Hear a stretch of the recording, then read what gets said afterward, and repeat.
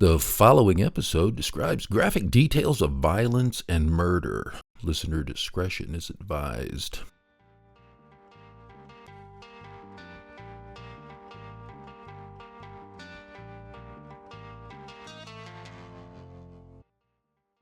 It's the morning of September 13th, 2004. Amanda Morello walks into the Worcester Police Department headquarters to file a missing persons report for her mother, Wendy Morello. Been more than a week since Wendy was last seen.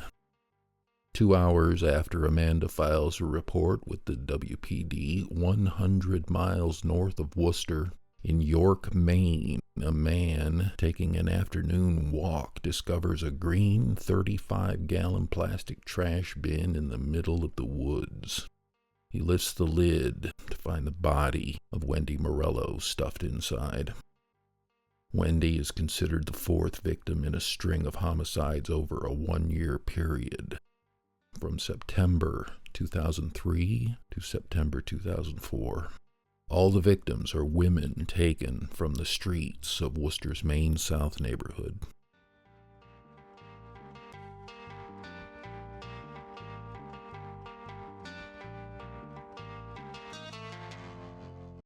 Unsolved Worcester is brought to you by the following sponsors.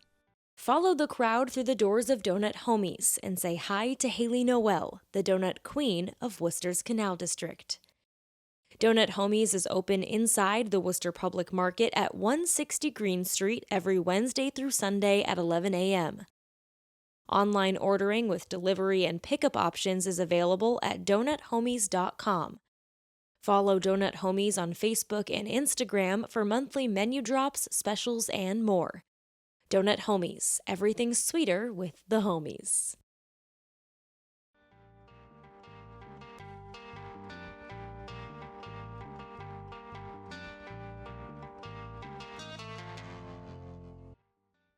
Welcome back to Unsolved Worcester. I'm your host, Dan Yeager. This is part 1 of our 2-part special episode on the alleged Worcester serial killer known as the Maine South Woodsman. Today's episode, we will explore the stories of 5 of Maine South Woodman's victims: Carmen Rudy, Danelia Torres, Bethsaida Montalvo, Wendy Morello, and Linnea Oliveira. Come back next week for part 2 and a profile on the Maine South Woodsman and the charges brought against a possible murder suspect. Unsolved Worcester takes a deep dive every Tuesday into the unsolved murders and missing persons cases under investigation by the Worcester Police Department's Detective Unit. Our goal is to remind residents of the Worcester area, both past and present, there are dozens of unsolved homicides and missing persons cases that need resolution. We hope we can be the spark needed to solve a case. Be sure to visit Unsolved Worcester on Facebook, Twitter, and Instagram, and listen to all episodes for free at unsolvedworcester.com and on your favorite podcast streaming platforms. Check out the video for this episode with exclusive aerial views and more on our Unsolved Worcester YouTube page. And don't forget to hit that subscribe button.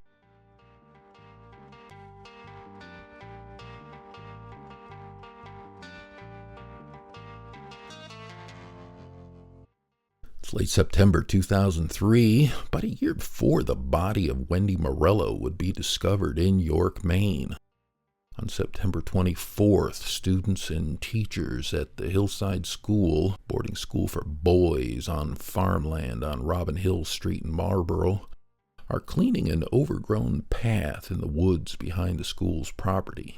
The students are just a few hundred feet from Interstate 290, which separates the school's property from the Solomon Pond Mall and Donald Lynch Boulevard on the other side of the highway. While making their way through the woods, the young boys discover human skeletal remains. The bones are only partially buried in a shallow grave.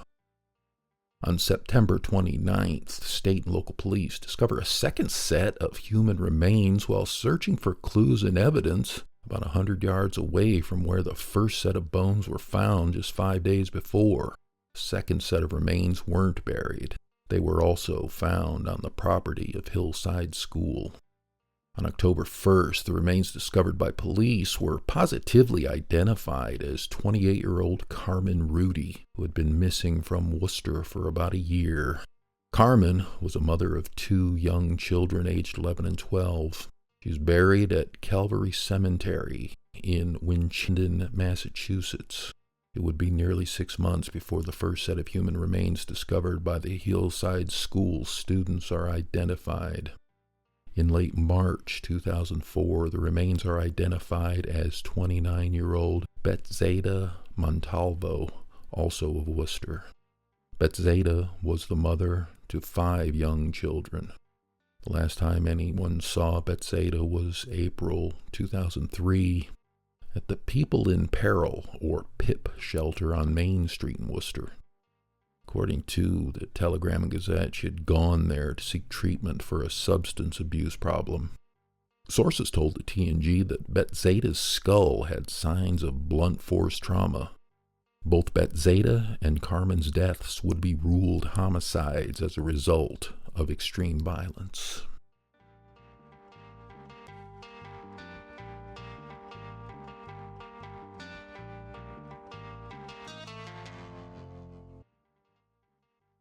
Six months before Wendy Morello's body is discovered in Maine on March 3rd, 2004, the remains of a third woman are discovered. The bones of 33-year-old Danelia Torres were found off Brigham Street in nearby Hudson, just a 5-minute drive from Robin Hill Street in Marlborough, where Carmen Rudy and Betzeta Montalvo's remains were found. According to reports, Danelia was reported missing from Worcester by her family 4 months prior, in November 2003. At the time, she had already been missing for 3 months. Authorities believe Danelia was killed somewhere else before her body was dumped in the woods 20 feet off Brigham Street, near the Interstate 495 overpass. Danelia was the mother of 3 children. Like Carmen and Betzeta, Danelia was addicted to drugs and worked the streets of Worcester's Maine South. And like Betzeta, Danelia frequented the PIP shelter on Main Street. However, she never stayed overnight at the shelter, only stopping in to get something to eat or to meet a friend. The cause of Danelia's death was unknown, but her death, like Carmen and Betzeta's, was listed as a homicide. In an effort to determine the cause of death, Danelia's remains were sent to the Smithsonian Institute in Washington, D.C. in early 2005. All 3 women fit a similar profile: small, Puerto Rican, dark hair, dark eyes, and an average age of around 30 years old. And a pair of traits that likely made them more susceptible to violence. They all had issues with drugs. All worked as prostitutes in Maine South. While the cause of death is seemingly undefined in all 3 cases, each woman's end is definitely ruled homicide.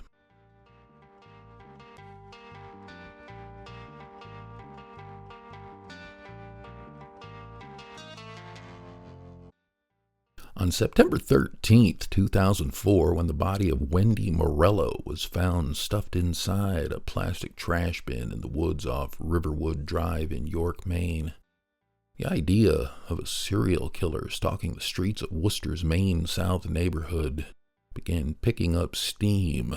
Wendy was a mother to 2 children.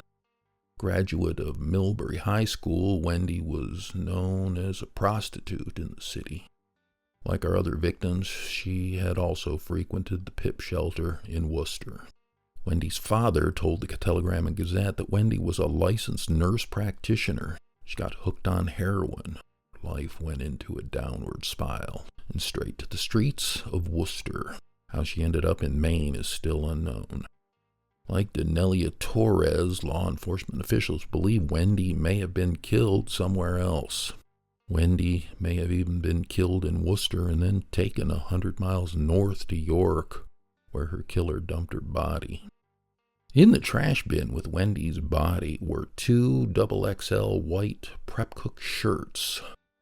There was some speculation that both the shirts and the trash bin could be connected to a hotel or restaurant on the North Shore. The fact that Wendy was likely killed in Massachusetts and taken across state lines was the first indication that Worcester may have a serial killer on its hands.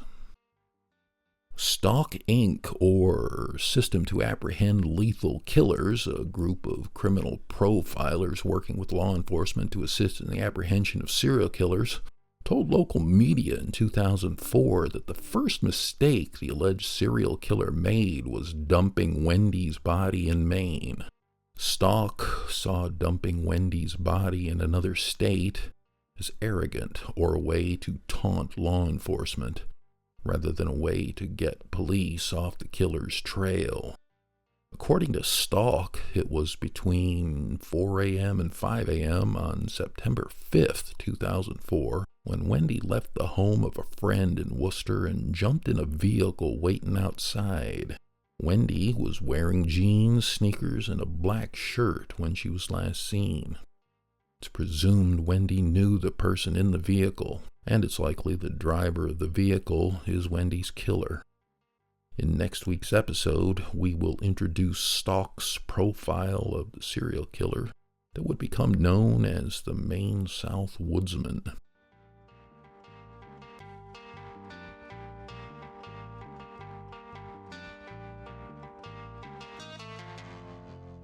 It would be 3 years after Wendy Morello's body was found in Maine before the remains of the fifth suspected victim of the Maine South Woodsman would be found. On September 3rd, 2007, the remains of 35-year-old Linnea Oliveira were discovered by a hunter about 200 yards in the woods off Route 122 in Rutland near Rutland State Park in the town line of Oakham. The hunter found Linnea's skull, and next to it was a blue sweater and a gold chain. Linnea was reported missing by family on May 4th, 2007, according to Worcester County District Attorney's Office. She had been seen about 4 months before she was reported missing. Last known address in Worcester was 36 Lakeside Avenue. She had also lived in Framingham. When she died, Linnea left 11 children, 3 sons and 8 daughters, and a large family in Puerto Rico and Massachusetts. She's buried in Puerto Rico. Like the previous 4 victims, Linnea had a history of drug abuse and worked the streets of Maine South under the alias Rosa Gomez. And like the other victims, Linnea was Hispanic, small, had dark hair. It was another murder pointing to the likely work of a serial killer.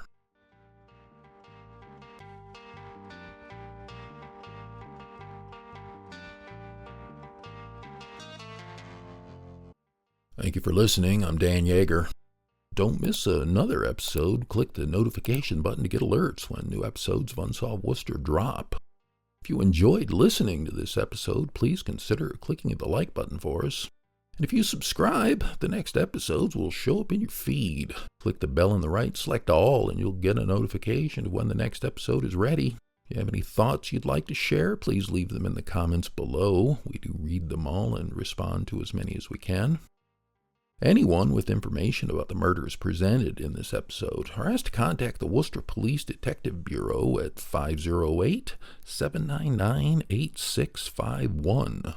Or send an anonymous text to 274-637. Write TIP-WPD plus your message, or send an anonymous web-based message at worcesterma.gov/police.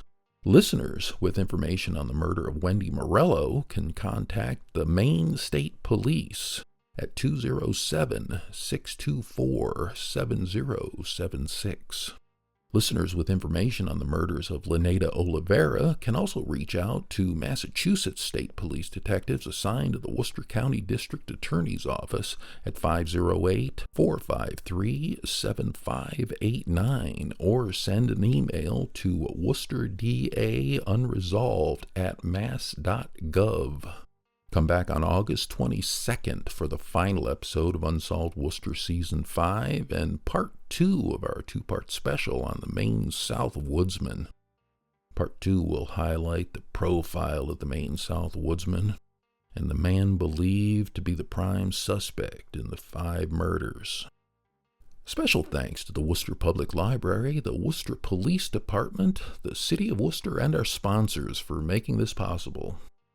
Information on the murders of Carmen Rudy, Danelia Torres, Betsaida Montalvo, Wendy Morello, and Linnea Oliveira is gathered from multiple resources, including the Telegram and Gazette, the Worcester County District Attorney's Office, Cold Case New England, Stalk Inc., Patch.com, Maine State Police, WMTW8 in Portland, the Portland Press Herald, News Center Maine, SeacoastOnline.com, and more. The Unsolved Worcester podcast music is provided by Tom Lebelzik of the Worcester Jazz Collective. This episode is written and produced by Pat Sargent. Drone footage provided by Ron Scott at Chasing Daylight Studio. Videography and editing by Colin Turner. Sponsorship information announcer Chandler Walsh. This episode is supported in part by a grant from the Worcester Arts Council and the National Endowment for the Arts. Find out more about how National Endowment for the Arts grants impact individuals and communities. Visit www.arts.gov.